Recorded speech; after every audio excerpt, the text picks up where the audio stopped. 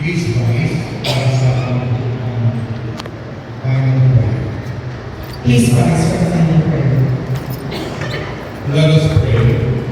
Grant, we pray, Lord, that having been replenished by such great gifts, we may gain the prize of salvation and never cease to praise you through Christ our Lord. Amen.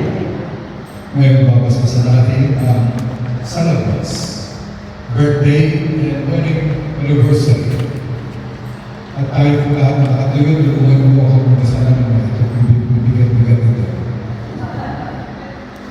Let's raise our hands, pray over them, calling on the Spirit of God to bless them.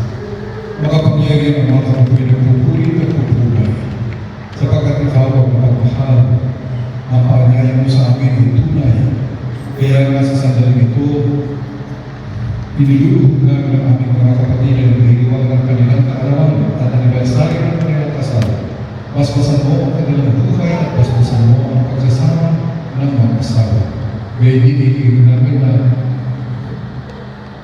dalhin mo ang kanilang buhay para matagpuan nila ang tunay na kapayapaan sa iyo. Hinihiling namin ito sa magitan ng aming Panginoon Kristo